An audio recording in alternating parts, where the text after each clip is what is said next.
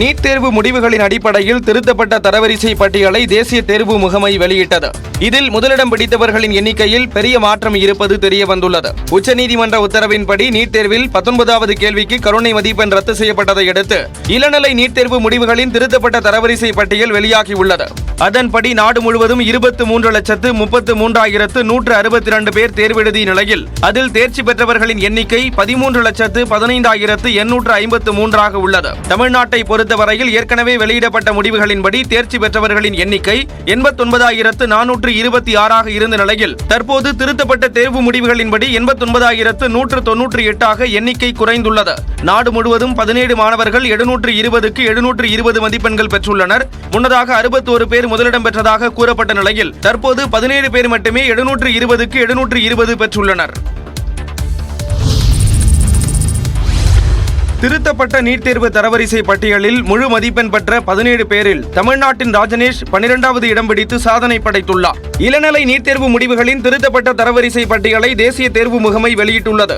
அதன்படி முதல் 100 இடங்களில் தமிழ்நாட்டைச் சேர்ந்த 10 மாணவர்கள் இடம் பிடித்துள்ளனர். இதில் ராஜனேஷ் 12வது இடம் பிடித்துள்ளார். அவரை தொடர்ந்து சையது அர்ஃபின், சைலஜா, ஆதித்யகுமார், ஸ்ரீராம் ஆகியோர் இடம் பிடித்துள்ளனர். அதேபோல தமிழ்நாட்டின் சையது அகமது, ஜெயதீப், பூர்வஜா, ரோஹித், சபரீசன், ரோஷினி சுப்பிரமணியன் ஆகியோரும் முதல் 100 இடங்களில் இடம் பிடித்துள்ளனர். தமிழ்நாடு மாநில அளவிலும் மற்றும் பட்டியலினத்தின் பிரிவிலும் ராஜனேஷ் 99.99% பெற்று முதலிடம் வந்துள்ளார். 2023ஆம் ஆண்டில் 30,536 பேர் தமிழ் மொழியில் நீட் தேர்வு எழுதிய நிலையில் இந்த ஆண்டு 34,846 பேர் தமிழில் தேர்வு எழுதியதாக தேசிய தேர்வு முகமை அறிவித்துள்ளது. ஆம்ஸ்டாங் கொலை வழக்கில் ஆற்காடு சுரேஷின் உறவினர் கைது செய்யப்பட்டிருக்கிறார். ஆம்ஸ்டாங் கொலை வழக்கில் 18வது நபராக ஆற்காடு சுரேஷின் உறவினரான பிரதீப் கைது செய்யப்பட்டுள்ளார். பகுஜன் சமாஜ் கட்சியின் மாநில தலைவர் ஆம்ஸ்டாங் கடந்த 5ஆம் தேதி சென்னை பெரம்பூர் பகுதியில் வெட்டிக் கொல்லப்பட்டார். இந்த வழக்கில் முதலில் ரவுடி ஆற்காடு சுரேஷின் தம்பியான பொன்னை பாலு, ராமு, அருள், சிவசக்தி உட்பட 11 பேர் கைது செய்யப்பட்ட நிலையில் அவர்களில் திருவேங்கடம் என்கவுண்டரில் சுட்டுக் கொல்லப்பட்டார். பின்னர் பெண் தாதாக்கள் மலர்கொடி, அஞ்சலை, வழக்கறிஞர் சிவா உட்பட 6 பேர் கைது செய்யப்பட்டனர். இந்நிலையில் 18வது நபராக பெரம்பூரைச் சேர்ந்த பிரதீப்பை இந்த வழக்கில் தனிப்படை போலீசார் கைது செய்துள்ளனர். கைது செய்யப்பட்டுள்ள பிரதீப் ஆற்காடு சுரேஷின் உறவினர் என கூறப்படுகிறது. ஆம்ஸ்டாங் கொலை வழக்கில் தலைமறைவாக உள்ள ரவுடி சம்போ செந்தில் உள்ளிட்டோரை காவல்துறையினர் தொடர்ந்து தேடி வருகின்றனர். சட்டவிரோத செம்மண் குவாரி முறைகேடு விவகாரத்தில் அமைச்சர் பொன்முடியின் 14 கோடி ரூபாய் மதிப்பிலான சொத்துக்களை அமலாக்கத்துறை அதிரடியாக முடக்கியுள்ளது. கடந்த 2006-2011 வரையிலான திமுக ஆட்சிக் காலத்தில் பொன்முடி கனிமவளத்துறை அமைச்சராக பொறுப்பு வகித்தார். அப்போது விழுப்புரம் மாவட்டம் பானூரை அடுத்த பூத்துறை கிராமத்தில் பொன்முடி மற்றும் அவரது குடும்பத்தினர் அரசு செம்மண் குவாரியை ஏலம் எடுத்து அளவுக்கு அதிகமாக செம்மண் எடுத்ததாக புகார் எழுந்தது. இதுகுறித்து அரசுக்கு வருவாய் இழப்பு ஏற்படுத்தியதாகவும் குற்றச்சாட்டு எழுந்தது. இது தொடர்பாக அமலாக்கத்துறை வழக்கு பதிவு செய்து விசாரித்து வரும் நிலையில் அமைச்சர் பொன்முடி மற்றும் அவரது மகன் கௌதம சிகாமணி ஆகியோருக்கு சொந்தமான 14 கோடியே 21 லட்சம் ரூபாய் மதிப்பிலான அசையும் மற்றும் அசையா சொத்துக்களை முடக்கி உத்தரவிட்டுள்ளது. அமைச்சர் பொன்முடி மீதான செம்மண் குவாரி வழக்கின் விசாரணை விழுப்புரம் மாவட்ட முதன்மை நீதிமன்றத்தில் நடந்து வருவது குறிப்பிடத்தக்கது. டெல்லியில் புதிதாக கட்டப்பட உள்ள தமிழ்நாடு இல்லத்திற்கு அடிக்கல் நாட்டப்பட்டது. டெல்லியில் உள்ள தமிழ்நாடு இல்லத்தில் கட்டப்பட உள்ள புதிய கட்டடங்களுக்கு முதலமைச்சர் மு.க. ஸ்டாலின் காணொலி வாயிலாக அடிக்கல் நாட்டினார். டெல்லி சாணக்கியபுரியில் உள்ள வைகை தமிழ்நாடு இல்லத்தில் 257 கோடி ரூபாய் மதிப்பில் புதிதாக கட்டடங்கள் கட்டப்பட உள்ளன. இந்த கட்டடங்களுக்கு சென்னை தலைமைச் செயலகத்திலிருந்து முதலமைச்சர் மு.க. ஸ்டாலின் காணொலி காட்சி மூலமாக அடிக்கல் நாட்டினார்.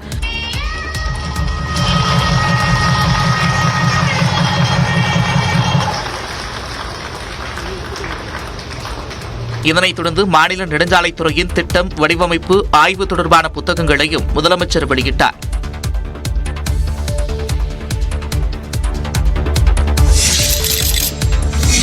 கடந்த கால வரலாற்றிலிருந்து பாகிஸ்தான் இதுவரை பாடம் கற்றுக்கொள்ளவில்லை என்று பிரதமர் நரேந்திர மோடி தெரிவித்துள்ளார். கார்கில் போரின் 25ஆம் ஆண்டு வெற்றி தின கொண்டாட்டம் இன்று நாடு முழுவதும் நடைபெற்று வருகிறது. இதையொட்டி லடாக்கில் உள்ள கார்கில் போர் நினைவிடத்தில் பிரதமர் நரேந்திர மோடி மலர் வளையம் வைத்து அஞ்சலி செலுத்தினார்.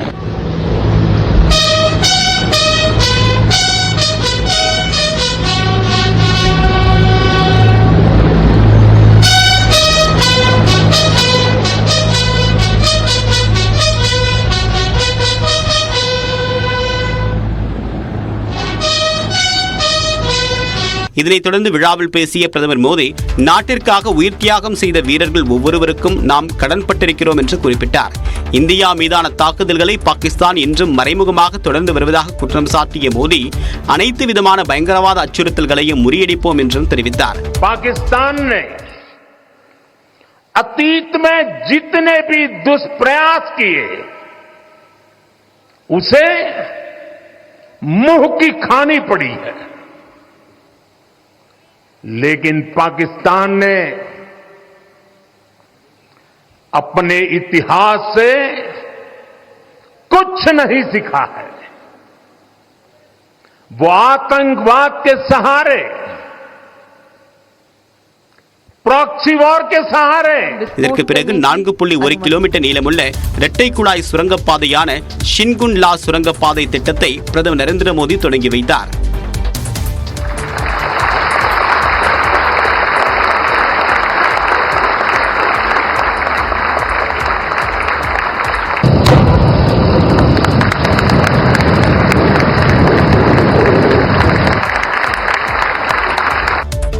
ஓ பன்னீர்செல்வம் உள்ளிட்டோர் தொடர்ந்த வழக்கு நிலுவையில் இருக்கும்போது அதிமுகவின் பொதுச் செயலாளர் என்று குறிப்பிட்டது எப்படி என்று எடப்பாடி பழனிசாமியிடம் நீதிமன்றம் கேள்வி எழுப்பியது. அதிமுக பொதுச் செயலாளர் தொடர்பான வழக்கு நிலுவையில் உள்ள நிலையில் அதிமுக பொதுச் செயலாளர் என குறிப்பிட்டு எப்படி மனு தாக்கல் செய்ய முடியும் என எடப்பாடி பழனிசாமிக்கு சென்னை உயர்நீதிமன்றம் கேள்வி எழுப்பியுள்ளது. அதிமுக பொதுச் செயலாளராக எடப்பாடி பழனிசாமி அறிவிக்கப்பட்டதை எதிர்த்தும் பொதுக்குழு தீர்மானங்களை எதிர்த்தும் ஓ பன்னீர்செல்வம், மனோஜ் பாண்டியன், வைத்திலிங்கம், ஜேசிடி பிரபாகர் ஆகியோர் சென்னை உயர்நீதிமன்றத்தில் மனு தாக்கல் செய்துள்ளனர். இந்த வழக்கு இன்று மீண்டும் விசாரணைக்கு வந்தபோது ஆரம்பத்தில் இணை ஒருங்கிணைப்பாளர் என மனு தாக்கல் செய்துவிட்டு தற்போது பொதுச் செயலாளர் எடப்பாடி பழனிசாமி என பதில் மனு தாக்கல் செய்யப்பட்டுள்ளதாக ஓ பன்னீர்செல்வம் தரப்பில் புகார் அளிக்கப்பட்டுள்ளது. அப்போது அதிமுக பொதுச் செயலாளர் தொடர்பான வழக்கு நிலுவையில் உள்ள நிலையில் அதிமுக பொதுச் செயலாளர் என குறிப்பிட்டு எப்படி மனு தாக்கல் செய்ய முடியும் என எடப்பாடி பழனிசாமிக்கு நீதிபதி கேள்வி எழுப்பினார். நீதிபதி அதிருப்தி தெரிவித்ததை தொடர்ந்து எடப்பாடி பழனிசாமி தரப்பில் மன்னிப்பு கோரப்பட்டது. இதையடுத்து திருத்த மனு தாக்கல் செய்ய எடப்பாடி பழனிசாமி தரப்புக்கு உத்தரவிட்டு வழக்கு விசாரணை ஆகஸ்ட் 7ஆம் தேதிக்கு ஒத்திவைக்கப்பட்டது. 6 மாநில முதலமைச்சர்களின் புறக்கணிப்புக்கு இடையே நிதி ஆயோக் கூட்டம் டெல்லியில் இன்று நடைபெறுகிறது. நடப்பு நிதியாண்டுக்கான முழுமையான மத்திய பட்ஜெட்டை நாடாளுமன்றத்தில் கடந்த செவ்வாய்க்கிழமை நிதியமைச்சர் நிர்மலா சீதாராமன் தாக்கல் செய்தார். இதில் மத்திய பாஜக கூட்டணி அரசில் அங்கம் வகிக்கும் ஆந்திரா மற்றும் பீகார் மாநிலங்களுக்கு அதிக அளவில் நிதி ஒதுக்கப்பட்டிருப்பதாக எதிர்க்கட்சிகள் தரப்பில் குற்றச்சாட்டுகள் முன்வைக்கப்பட்டன. இதேபோல பல்வேறு மாநிலங்கள் புறக்கணிக்கப்பட்டதாக விமர்சனங்கள் எழுந்தன. இந்நிலையில் பிரதமர் நரேந்திர மோடி தலைமையில் டெல்லியில் நிதி ஆயோக் அமைப்பின் கூட்டம் இன்று நடைபெறுகிறது. பட்ஜெட்டுக்கு எதிர்ப்பு தெரிவிக்கும் வகையில் தமிழ்நாடு முதலமைச்சர் மு க ஸ்டாலின் நிதி ஆயோக் கூட்டத்தை புறக்கணிக்கப் போவதாக முதலில் அறிவித்தார். அவரை தொடர்ந்து கேரள முதல்வர் பினராயி விஜயன், தெலுங்கானா முதலமைச்சர் ரேவந்த் ரெட்டி ஆகியோரும் கலந்து கொள்ளப் போவதில்லை என அறிவித்தனர். கர்நாடகா, பஞ்சாப் மற்றும் இமாச்சல பிரதேச முதல்வர்களும் புறக்கணிப்பதாக அறிவித்தனர். இந்தியா கூட்டணி ஆளும் பல்வேறு மாநில முதல்வர்களும் இன்றைய கூட்டத்தை புறக்கணிப்பதாக அறிவித்த நிலையில் மேற்கு வங்க முதலமைச்சர் மமதா பானர்ஜி கூட்டத்தில் பங்கேற்கிறார். இது தொடர்பாக செய்தியாளர்களிடம் பேசிய அவர் நிதி ஆயோக் கூட்டத்தில் பங்கேற்று மத்திய அரசின் பாகுபாட்டை கண்டிக்க உள்ளதாக தெரிவித்தார். தமிழ்நாடு கிரிக்கெட் பிரீமியர் லீகில் வாய்ப்பு மறுக்கப்பட்டதால் சென்னை கத்திப்பாரா மேம்பாலத்திலிருந்து குதித்து இளைஞர் தற்கொலை செய்து கொண்டதாக தகவல் வெளியாகியுள்ளது. சென்னை கிண்டி கத்திப்பாரா மேம்பாலம் எப்போதும் பரபரப்பாக காணப்படுவது வழக்கம். இந்த நிலையில் கிண்டி கத்திப்பாரா மேம்பாலத்திலிருந்து குதித்து இளைஞர் ஒருவர் தற்கொலை செய்து கொண்டார். தகவல் அறிந்து சம்பவ இடத்திற்கு சென்ற காவல்துறையினர் தற்கொலை செய்து கொண்ட இளைஞரின் உடலை பிரேத பரிசோதனைக்காக அனுப்பி வைத்தனர். காவல்துறையினர் நடத்திய முதற்கட்ட விசாரணையில் தற்கொலை செய்து கொண்ட இளைஞர் 24 வயதான விருகம்பாக்கத்தைச் சேர்ந்த கிரிக்கெட் வீரர் சாமுவேல் ராஜ் என்பது தெரியவந்தது.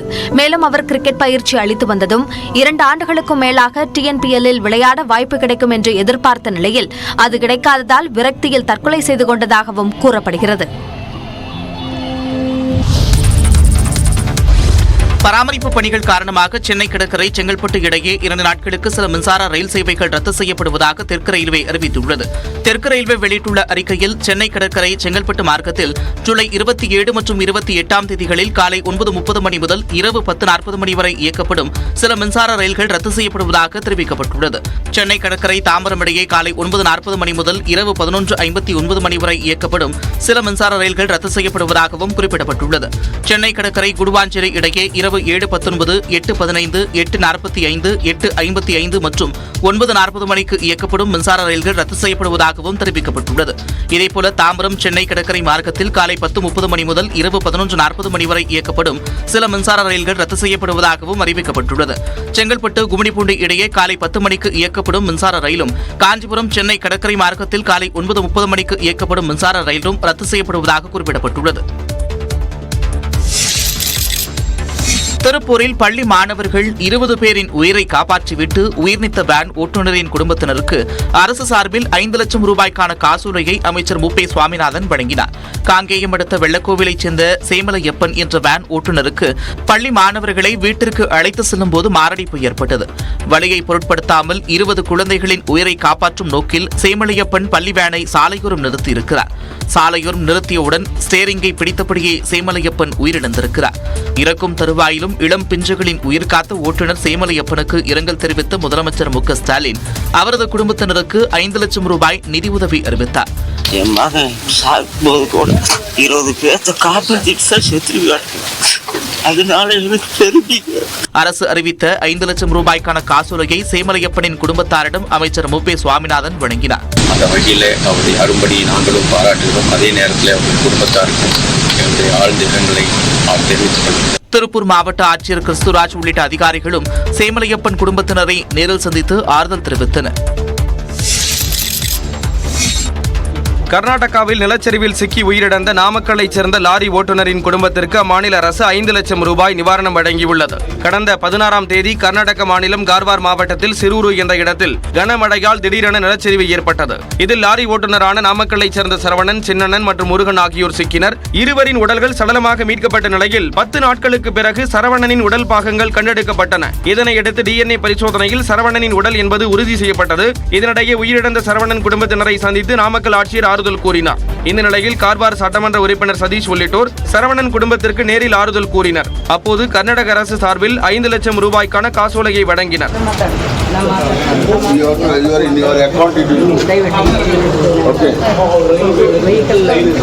இதேபோன்று நிலச்சரிவில் உயிரிழந்த வெள்ளாளப்பட்டியைச் சேர்ந்த முருகன் குடும்பத்திற்கு தமிழ்நாடு அரசின் சார்பில் 3 லட்சம் ரூபாய்க்கான காசோலையை சட்டமன்ற உறுப்பினர் மதியழகன் உள்ளிட்டோர் வழங்கினர்.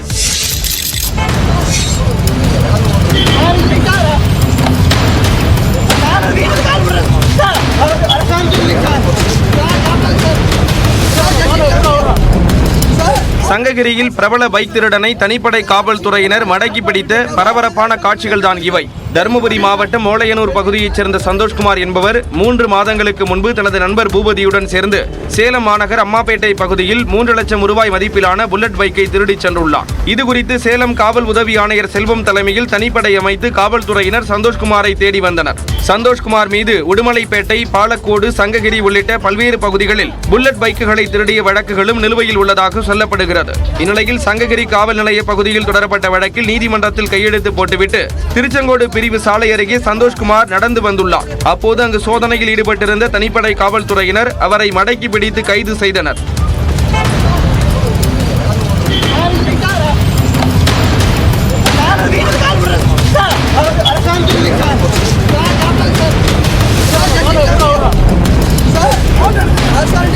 பொதுமக்கள் அதிகம் வந்து செல்லும் இடத்தில் இருசக்கர வாகன திருடனை தனிப்படை காவல்துறையினர் மடக்கி பிடித்து காரில் ஏற்றியதால் பரபரப்பு ஏற்பட்டது. சென்னை கிழக்கு கடற்கரை சாலையில் கத்தியை தீட்டி தீப்பொறி பறக்க சென்று அச்சுறுத்தல் ஏற்படுத்திய வழக்கில் மேலும் 2 கைது செய்யப்பட்டனர். சென்னை கிழக்கு கடற்கரை சாலையில் உள்ள பனையூரில் இளைஞர்கள் சிலர் பிறந்தநாள் பார்ட்டி கொண்டாடினர். அப்போது பட்டாக்கத்தியால் கேக்கை வெட்டினர். மேலும் அதே பட்டாக்கத்தியை சாலையில் உரசி தீப்பொறி பறக்கவிட்டவாறு காரில் அதிவேகமாக சென்று பொதுமக்களை அச்சுறுத்தினர்.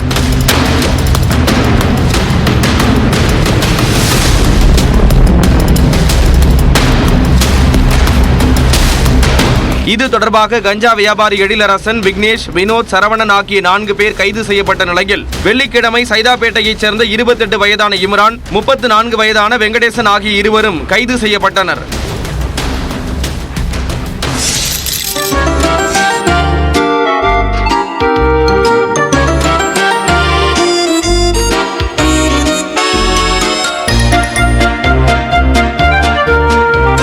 வீட்டில் பணம் எதுவும் இல்லாததால் 20 ரூபாயை திருடன் வைத்துவிட்டு சென்ற சுவாரஸ்யம் தெலுங்கானாவில் அரங்கேறியுள்ளது. தெலுங்கானா மாநிலத்தின் ரங்காரெட்டி மாவட்டத்தில் உள்ள மகேஸ்வரம் பகுதியில் இருக்கும் வீட்டிற்குள் முகத்தை துணியால் மறைத்தபடி ஒருவர் திருட வந்துள்ளார்.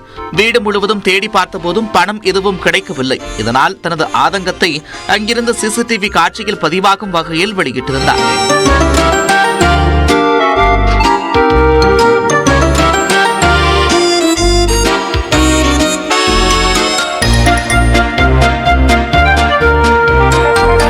இறுதியில் அங்கிருந்த பிரிட்ஜில் வைக்கப்பட்டிருந்த பாட்டிலில் தண்ணீரை எடுத்து குடித்தார். தண்ணீரை குடித்ததற்காக 20 ரூபாயை டேபிளில் வைத்துவிட்டு சென்றார். இந்த காட்சி பலரையும் கவர்ந்துள்ளது.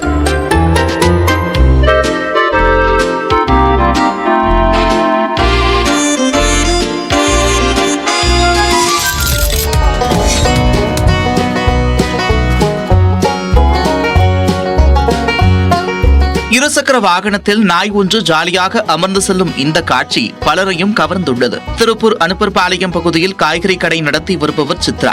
இவர் டேனி என்ற நாயை கடந்த 6 ஆண்டுகளாக வளர்த்து வருகிறார். தனது கடைக்கு தேவையான பொருட்களை வாங்குவதற்கு இருசக்கர வாகனத்தில் சித்ரா செல்லும் போது டேனியையும் அவர் அழைத்து செல்வது வழக்கமாக உள்ளது. அப்போது இருசக்கர வாகனத்தின் பின்புறம் சமத்தாக அமர்ந்து பயணம் மேற்கொள்கிறது. சிக்னல்களில் வண்டி நின்றாலும் ஆடாமல் அசையாமல் அமர்ந்து கொள்கிறது டேனி. இதனை வாகன ஓட்டிகளும் குழந்தைகளும் ஆச்சரியத்துடன் பார்த்து செல்கின்றனர்.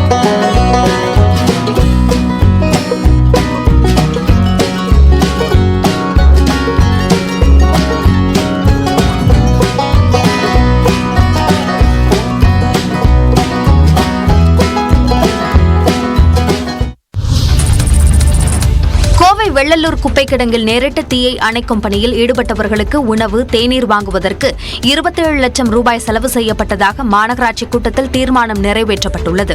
கோவை மாநகராட்சி சாதாரண கூட்டம் துணை மேயர் வெற்றிச்செல்வன் தலைமையில் நடைபெற்ற நிலையில் 333 தீர்மானங்கள் கொண்டுவரப்பட்டன.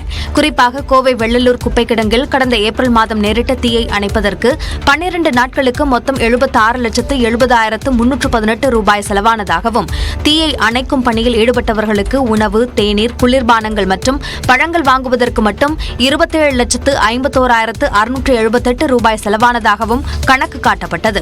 இதனை ஏற்று கோவை மாநகராட்சி கூட்டத்தில் தீர்மானம் நிறைவேற்றப்பட்டது. இதேபோல ஒண்டிப்புதூர் பகுதியில் உள்ள 20.72 ஏக்கர் அரசு புறம்போக்கும் நிலத்தை சர்வதேச கிரிக்கெட் மைதானம் அமைக்கும் பொருட்டு இளைஞர் நலன் மற்றும் விளையாட்டு மேம்பாட்டுத்துறைக்கு நில மாறுதல் செய்யவும் மாநகராட்சி கூட்டத்தில் ஒப்புதல் வழங்கப்பட்டது.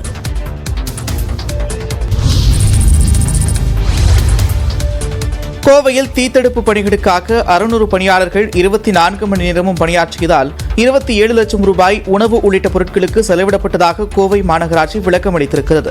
இது தொடர்பாக கோவை மாநகராட்சி அளித்துள்ள விளக்கத்தில் தீயணைப்பு பணிகளுக்காக 13 வாகனங்கள் வரவழைக்கப்பட்டதாகவும் ஒரு வாகனத்திற்கு 14 பேர் வீதம் பணிபுரிந்ததாகவும் தெரிவிக்கப்பட்டுள்ளது. தீயணைப்பு வாகனங்களுக்கு தண்ணீர் சப்ளை செய்ய நாள் ஒன்றுக்கு 23 முதல் 42 லாரிகள் வரை பயன்படுத்தப்பட்டதாகவும் குறிப்பிடப்பட்டுள்ளது. 12 நாட்களில் தினமும் சுமார் 500 முதல் 600 பணியாளர்கள் சுழற்சி முறையில் 3 குழுக்களாக பிரிந்து 24 மணி நேரமும் பணியாற்றதாகவும், காலை, மதியம், இரவு என 3 வேளைகளிலும் தரமான உணவு வழங்கப்பட்டதுடன் குடிநீர், மோர், பிஸ்கெட், டீ உள்ளிட்ட உணவுப் பொருட்களும் வழங்கப்பட்டதாக கோவை மாநகராட்சி தெரிவித்துள்ளது. இந்த செலவினங்கள் அனைத்தும் மாமன்ற கூட்டத்தின் பார்வைக்கும் பதிவிற்கும் வைக்கப்பட்டதாகவும் மாநகராட்சி தெரிவித்திருக்கிறது. ஆடிப்பெருக்கையொட்டி மேட்டூர் அணையிலிருந்து நாளை முதல் தண்ணீர் திறந்துவிடப்படும் என்று தமிழ்நாடு அரசு அறிவித்துள்ளது. இது தொடர்பாக நீர்வளத்துறை கூடுதல் தலைமைச் செயலாளர் மணிவாசன் வெளியிட்டுள்ள அறிக்கையில், காவிரி பாசனம் பெறும் பகுதிகளான சேலம், ஈரோடு, கரூர், திருச்சி மற்றும் டெல்டா மாவட்டங்களில் ஆடிப்பெருக்கு விழாவை பொதுமக்கள் சிறப்பாக கொண்டாட ஏற்பாடு செய்யப்பட்டுள்ளதாக தெரிவிக்கப்பட்டுள்ளது. இதன்படி மேட்டூர் அணையிலிருந்து நாளை முதல் வரும் 3ஆம் தேதி வரை 7 நாட்களுக்கு வினாடிக்கு 5000 கனஅடி வீதம் தண்ணீர் திறந்துவிடப்படும் என்றும் தெரிவிக்கப்பட்டுள்ளது. தமிழ்நாட்டுக்கு உரிய நிதியை மத்திய அரசு ஒதுக்க வேண்டும் என பாமக நிறுவனர் ராமதாஸ் கோரிக்கை விடுத்துள்ளார். விழுப்புரம் மாவட்டம் தைலாபுரத்தில் செய்தியாளர்களிடம் பேசிய அவர், தமிழ்நாடு மின்வாரியத்தில் ஊழல் தலைவிரித்து ஆடுவதாகவும், இதுகுறித்து அரசு வெள்ளை அறிக்கை வெளியிட வேண்டும் என்றும் கூறினார். மத்திய பட்ஜெட்டில் தமிழ்நாட்டிற்கு தேவையான அவசியமான, அத்தியாவசியமான வேலைகளுக்கு நிதி ஒதுக்கப்படவில்லை என குற்றம் சாட்டிய பாமக நிறுவனர் ராமதாஸ் உரிய நிதியை ஒதுக்க வேண்டும் என கேட்டுக் கொண்டார். தமிழ்நாட்டுக்கு தேவையான அவசியமான, அத்தியாவசியமான வேலைகளுக்கு நிதி ஒதுக்கப்படவில்லை. ஒதுக்கணுன்றது நேரத்தில் கொடுக்கும். மத்திய அரசுக்கு வேண்டுகோள். வரி குறைவாக செலுத்திய மாநிலங்களுக்கு பட்ஜெட்டில் அதிக நிதி ஒதுக்கப்பட்டுள்ளதாகவும் மத்திய அரசு பாரபட்சம் காட்டாமல் நிதி ஒதுக்க வேண்டும் என்றும் ராமதாஸ் கூறினார். 12ஆம் வகுப்பு தேர்வில் விடைத்தாள் மாற்றிய வழக்கில் கல்வித்துறை அதிகாரிகள், பெற்றோர், மாணவர் என 9 பேர் கைது செய்யப்பட்டுள்ளனர். 2023ஆம் ஆண்டு மார்ச் மாதம் நடைபெற்ற 12ஆம் வகுப்பு தேர்வுத்தாள் திருத்தும் போது முழு மதிப்பெண் பெற்ற 2 மாணவர்களின் கையெழுத்து ஒரே மாதிரி இருந்தது கண்டுபிடிக்கப்பட்டது. அந்த 2 மாணவர்களும் மதுரை பழங்கானத்தத்தில் உள்ள பள்ளியில் படித்தவர்கள் என்பதும், இயற்பியல், வேதியியல், கணிதம் ஆகிய 3 பாடங்களிலும் அவர்கள் அதிக மதிப்பெண் பெற்றதும் விசாரணையில் தெரியவந்தது. மதுரையில் விடைத்தாள்களை பிரித்து அனுப்பும் இடத்தில் நடந்த முறைகேடு தொடர்பாக சிபிசிஐடி நடத்திய விசாரணையில் விடைத்தாளை மாற்ற பெற்றோர்களிடமிருந்து 1 லட்சம் ரூபாய் லஞ்சம் பெற்றது தெரியவந்தது. இதனையடுத்து கண்காணிப்பாளர் ராமபிரபாகரன், இளநிலை உதவியாளர் கண்ணன், மேலூர் அரசு பள்ளி கணினி ஆசிரியர் பரமசிவம், பாலமேடு அரசு பள்ளி ஆய்வக உதவியாளர் கார்த்திக் ராஜா ஆகியோர் கைது செய்யப்பட்டனர். அதேபோல லஞ்சம் கொடுத்த மதுரை அலங்காநல்லூரைச் சேர்ந்த வனிதா, இளஞ்செழியன், பழங்கானத்தைச் சேர்ந்த கார்த்திகா, விநாயகமூர்த்தி மற்றும் விநாயகமூர்த்தியின் மகன் ஆகிய 5 பேர் என மொத்தம் 9 பேரை சிபிசிஐடி போலீசார் கைது செய்தனர். இவர்களை நீதிமன்றத்தில் ஆஜர்படுத்திய பின்னர் 8 பேர் மதுரை மத்திய சிறையிலும், மாணவரை சிறுவர் சீர்திருத்த பள்ளியிலும் அழைத்தனர்.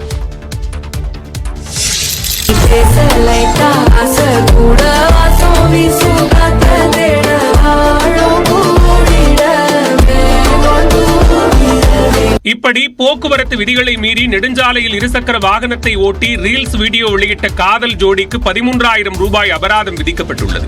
திருப்பூர் மாவட்டம் அவிநாசி அடுத்த பழங்கரை பெரியாயிபாளையம் பகுதியைச் சேர்ந்தவர் ராமர். இவர் தனது இருசக்கர வாகனத்தில் காதலியுடன் பயணிப்பதை ரீல்ஸ் வீடியோக்களாக எடுத்து இன்ஸ்டாகிராம் பக்கத்தில் பதிவேற்றி வந்துள்ளார். இந்நிலையில் ராமரின் இருசக்கர வாகனத்தை அவரது காதலி ஓட்டிய நிலையில் ராமர் பெட்ரோல் டேங்கில் அமர்ந்து கொண்டு காதலியை கொஞ்சியவாறு சென்றுள்ளார். இதனை ரீல்ஸ் வீடியோவாகவும் எடுத்து வெளியிட்டுள்ளார்.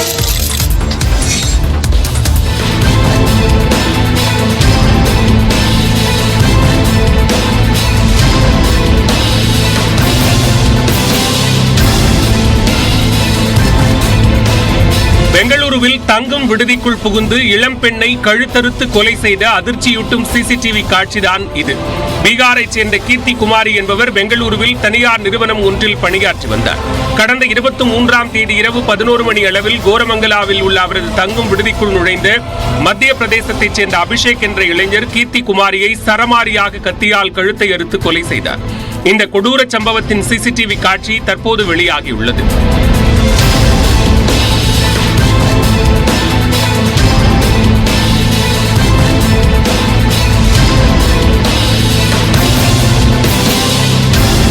அபிஷேக்கை தனது சகோதரர் என்று கீர்த்தி குமாரி கூறியதாகவும் அதன் பேரில்தான் அவரை உள்ளே அனுமதித்ததாகவும் விடுதி நிர்வாகம் விளக்கம் அளித்துள்ளது.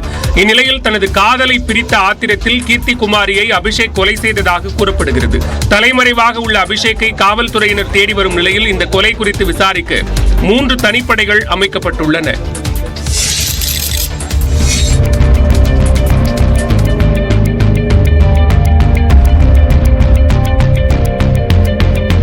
கோயம்புத்தூர் சிங்காநல்லூரில் செடிகளுக்குள் இருந்த பாம்புகளை பாம்புபிடி வீரர் போராடி பிடித்தார். சிங்காநல்லூர் பகுதியில் செடிகளை ஒட்டிய பகுதியில் 2 பாம்புகள் இருந்துள்ளன. இதனை பார்த்து அதிர்ச்சி அடைந்த பொதுமக்கள் பாம்புபிடி வீரர் மோகன் என்பவருக்கு தகவல் அளித்துள்ளனர். தகவலை அடுத்து அங்கு சென்ற பாம்புபிடி வீரர் மோகன் 2 பாம்புகளையும் போராடி பிடித்தார்.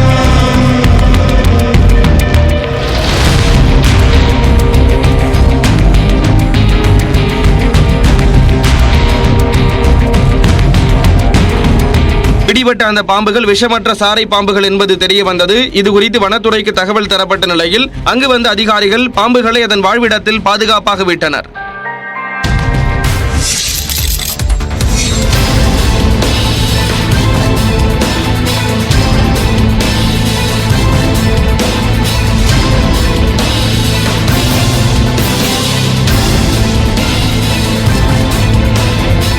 டெண்டர் வழங்காமல் எப்படி சாலை அமைத்தீர்கள் என கேட்ட பெண் பொறியாளரை அரசு அலுவலகத்திற்குள்ளேயே ஊராட்சி மன்ற தலைவரின் கணவர் இரும்பு நாற்காலியை தூக்கி அடிக்க பாய்ந்த சம்பவம் அதிர்ச்சியை ஏற்படுத்தியுள்ளது. சிவகங்கை ஊராட்சி ஒன்றிய அலுவலகத்தில் உதவி பொறியாளராக பணியாற்றி வரும் கிருஷ்ணகுமாரியை கோவனூர் ஊராட்சி மன்ற தலைவரின் கணவர் முருகன் சந்தித்தார். அப்போது சாலை அமைத்ததற்கான ரசீதை கொடுத்துள்ளார். ஆனால் டெண்டர் வழங்காமல் எப்படி சாலை அமைத்தீர்கள் என பொறியாளர் கேள்வி எழுப்பியதால் வாக்குவாதத்தில் ஈடுபட்ட முருகன் பொறியாளரை தரக்குறைவாக பேசியதாக கூறப்படுகிறது. அப்போது திடீரென அங்கிருந்த இரும்பு நாற்காலியை தூக்கி பெண் பொறியாளரை முருகன் அடிக்க பாய்ந்ததால் பரபரப்பு ஏற்பட்டது.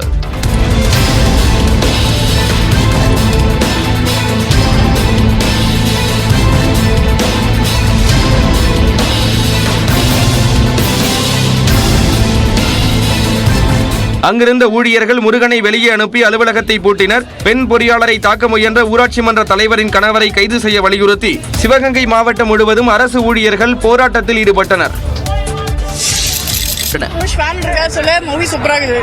ஹஸ்பண்ட் படத்துல எப்படி ஃபேமிலிக்காக அவர் வந்து சண்டை போடுறாரு, அதே மாதிரி இங்க ஃபேமிலி மேல ஒருத்தர் டச் பண்றாங்கன்னா எப்படி சும்மா இருப்பாங்க. ரஹ்மானின் இசை மற்றும் தனுஷின் சண்டை காட்சிகள் படத்தில் தனி கவனம் பெற்றிருப்பதாக ரசிகர்கள் தெரிவித்தனர். தமிழ் திரைப்பட தயாரிப்பாளர் சங்க நிர்வாகிகள் மீது மான நஷ்ட வழக்கு தொடர இருப்பதாக நடிகர் விஷால் தரப்பு நியூஸ் 18 தமிழ்நாடு தொலைக்காட்சிக்கு தகவல் தெரிவித்துள்ளது. தயாரிப்பாளர்கள் சங்க உறுப்பினர்களின் நலத்திட்டங்களுக்காக சங்கத்தின் செயற்குழு மற்றும் நிர்வாக குழுக்களிடம் அனுமதி பெற்ற பிறகே வைப்பு நிதி பயன்படுத்தப்பட்டதாக விளக்கம் அளித்துள்ளது. அந்த தொகை மருத்துவ காப்பீடு மற்றும் ஓய்வூதியம் ஆகியவற்றுக்கு பயன்படுத்தப்பட்டதாக விஷால் தரப்பு தெரிவித்துள்ளது. இதற்காக வைப்பு தொகையை பயன்படுத்தலாம் என செயற்குழுவில் தீர்மானம் நிறைவேற்றப்பட்டதாகவும் அந்த தொகை வங்கிக் கணக்குகள் மூலமாக உறுப்பினர்களுக்கு அனுப்பப்பட்டதாக தெரிவிக்கப்பட்டுள்ளது. தற்போது செயலாளராக உள்ள கதிரேசனும் கையெழுத்திட்டு இருக்கிறார் என்றும் தனிப்பட்ட முறையில் விஷால் மீது மட்டும் எப்படி நடவடிக்கை எடுக்க முடியும் என்றும் கேள்வி எழுப்பியுள்ளது.